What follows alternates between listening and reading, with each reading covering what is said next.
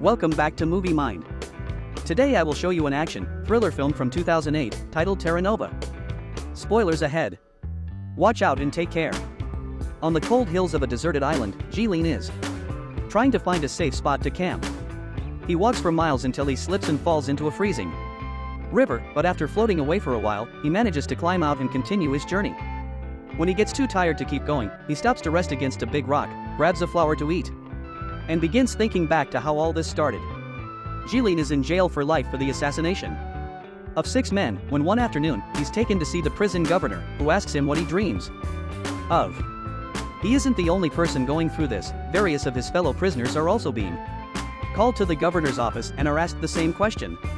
Moryak says he wants to see the Yukut wants to witness the war against China, Obazianka won't speak, Obezian wants to work in this prison and be a governor, Tolia wants to follow the progress of the space station, and Sipa wants to see women again, but Jilin's answer is never shown. The governor tells them they've been selected to be transferred to a penal colony, and shortly afterward, all prisoners are boarded into a ship. Just like in the actual prison, the prisoners are divided into groups and put into cells, although Obezian acts like he is the boss and even kills a man to take his bed. When the hatch is finally closed and the boat takes off, the prisoners start panicking, thinking this has all been a trick to let them die at sea. As the men begin getting violent, Jilin remembers a conversation he had with Sipa back in prison. Sipa has some severe mental issues and would always draw on the wall and talk nonsense, but that day, he mentioned heaven and hell not having any seats left and a third purgatory-like place being prepared for people like them. Jilin had thought it was more of his usual nonsense back then, but he's starting to see the merits of it now. After a while, everyone calms down and tries to spend the trip chit-chatting and eating, but in the middle of the journey, a gang escapes from one of the cells, looking for their compatriot. Obezian pretends to negotiate at first only to kill the man they're looking for, causing a riot. To start, prisoners on both sides begin hitting and killing each other through the bars except for Steri, an old man that stays behind praying. The fight doesn't last long though, the guards quickly arrive and after stopping them with a warning shot, they throw a sleeping gas grenade to knock them all out. Eventually, they make it to a deserted island, where the prisoners are put into numbered handcuffs and left at the beach so they can listen to what Mr. Olafsson and Marta, the heads of the Terra Nova project, have to say. Since the death penalty has become illegal in all countries, prisons have been running out of space to hold such a large number of criminals, which is why the Russian government has offered this land to start this project, funded by some international organizations. Starting today, the prisoners are colonists, living under their protection, and everything they need to survive is being provided, including food that should last 3 months. A satellite will be watching them all the time, and there also are some communication buoys around.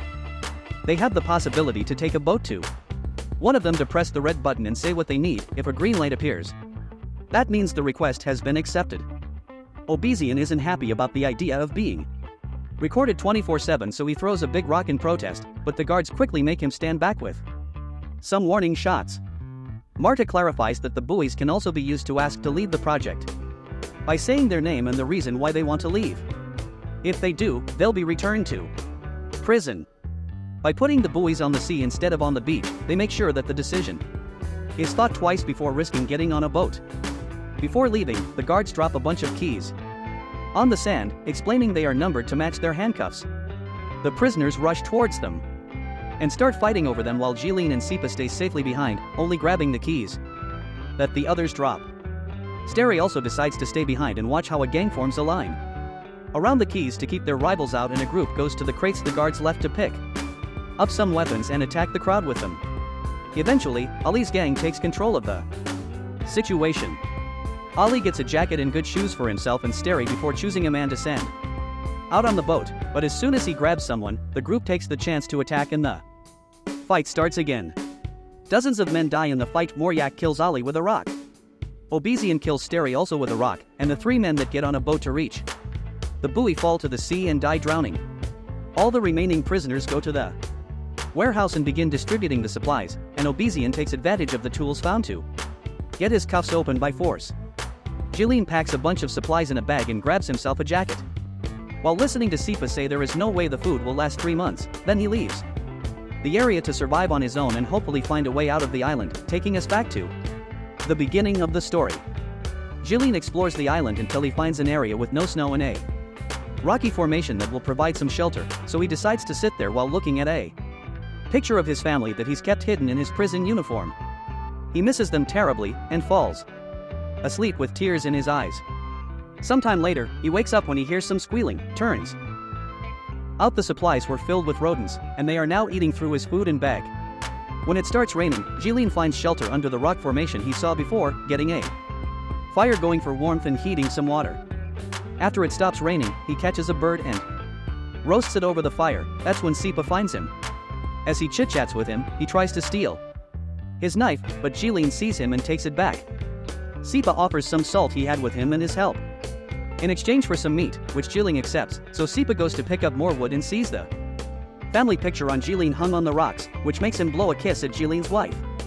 Afterward, they share the bird, and when they're done eating, Sipa walks to the edge of the cliff, explaining he doesn't jump because he's too afraid. He asks Jilin why he won't die either, and Jilin explains it's because of his family. They're dead and he wants to be buried next to them, which can't happen if he dies on the island. The two men fall asleep, and when Jilin wakes up, he finds Sipa has stolen the picture to use it as inspiration for his debauchery.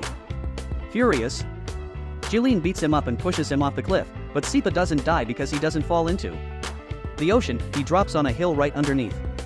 But even after this disagreement, the two of them travel together as they explore the island. Sipa easily amuses himself with the trash he finds in the water while Jilin tries to fish, but the only living being they find in the water is some sort of aquatic centipede, which freaks Sipa out. While looking around, Jilin is shocked to suddenly find part of a seaplane among the rocks. It only takes going a bit farther up the hill to find the entire plane, which gives him a bit of hope because he used to be a pilot and would be able to fly it. However, two men aren't enough to move it, so for now, they go back to their shelter.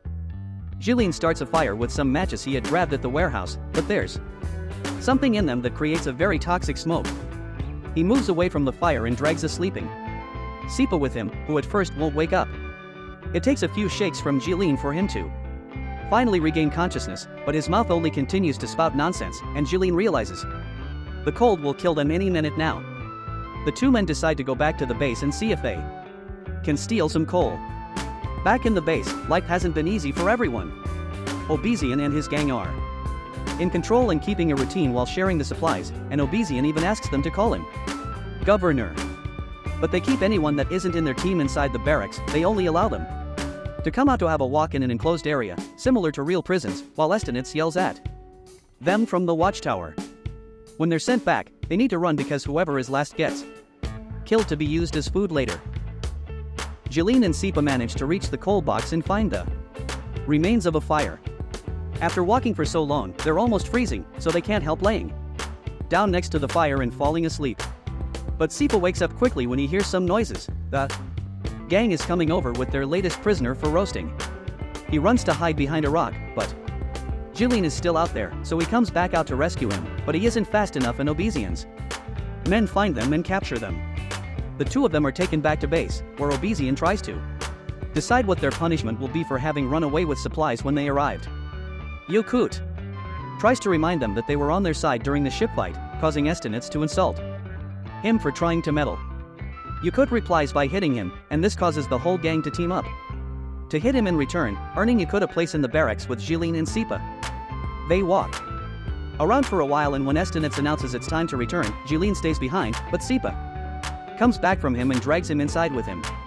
They can only watch as the last standing man is captured and tied to a pole, begging for some water as his last wish, so Sipa takes pity on him and brings a cup to his lips before he is killed. Later, before going to sleep, the group discusses the possibility of rebelling. They're unsure because it may be dangerous, but Shram convinces them is worth trying. The next morning, Tolia shows Obeziancat that he's installed a secret trap in his workshop to catch any potential thieves. After the group takes his daily walk, Estonitz tries to get them back inside to get the usual game going, but only two men run, the rest stand back and come together while Yakut throws a rock at Estonitz to shut him up. Jilin walks up to Obezian and offers him a deal. If he lets them go to the buoy and ask for food, he'll tell him the location of the plane he found. Obezian accepts and opens the gate to let them out. While Tolia and Jilin go with 2 other men on the boat. Obezian asks his men if they know anything about Jilin, and that's how he learns he was a pilot, that his family died in a plane crash, and he went to jail for killing flight dispatchers at the airport with a rifle. This crime was classified as murder in a state of severe emotional agitation, which Obezian thinks means Jilin has a guilty conscience. As soon as the boat is far enough, he orders the group to go back to the barracks, canceling his deal. Yukut tries to confront them, but he's immediately killed, so Obezian grabs one more man before declaring the game is on again. The group can only run back to the barracks since a fight would be a very idea because Obezian's men are armed. Meanwhile at sea, one of the men falls off the boat, but they catch him just in time and drag him back up. Tolia reaches the buoy and asks for help, but it's broken, and not even his tools will help. They go back to the shore and Jilin tells Obezian that food is on its way, but Obezian doesn't believe him because there wasn't a green light of confirmation. Tolia reminds him of the existence of the plane, but Obezian doesn't believe that's true either, but it inspires Obezianka to move around with his arms open like one. Obezian finds this distracting and grabs him by the neck, so Tolia uses the chance to come at him from behind and kill him. 2 other members of his group, Amerbek and Arzanov, kill the rest of their gang and watch Estonitz run away before they can catch him as well. They ask Jilin what to do next, and he asks them to free the men from the barracks because he swears food is coming and they just didn't see the light because it was broken. The men are skeptical about this and remind him now they have plenty of bodies to feed on later, but Tolia thinks they should be buried. Jilin reminds him about the plane as well, so Amerbek and Arzanov finally accept. They free the prisoners and tell them they'll be waiting a few days for the food to arrive, but they won't be using each other as food anymore, so everyone needs to stay calm and cooperate. They'll also send a group to rescue the plane, which they'll put in a hangar they'll build and slowly repair it to escape later. Suddenly, Sipa interrupts their plans claiming there's no satellite while writing an SOS message using sand and 3 bodies. Sometime later, Estonitz returns to the base, and because of the new rules that say they need to keep the peace, they decide to ignore what he's done to them for now and share their food with him anyway. Jilin guides a group of men towards the plane, and their moods greatly increase when they see he's been telling the truth. Together they take it apart for easier transport and carry the pieces back to base. Eventually, Marta arrives at the island with a bunch of guards. They use gas to keep the men away, but they do allow Jilin come to talk to her and discuss the list of things they've requested.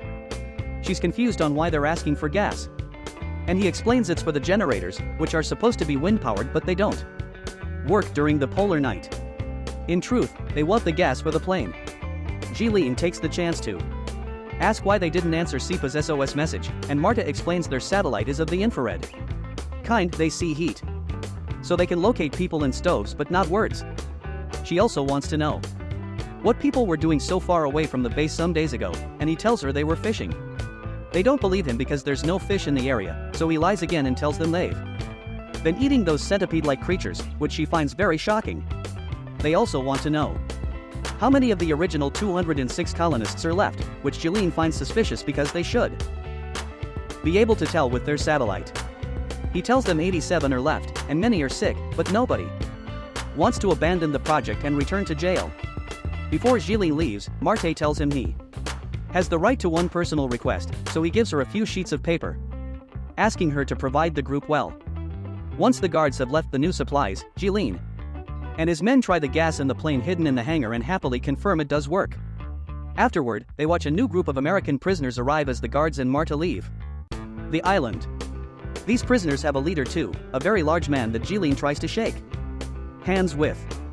The man doesn't take it, in fact, he hits Jilin, which triggers a fight between both sides.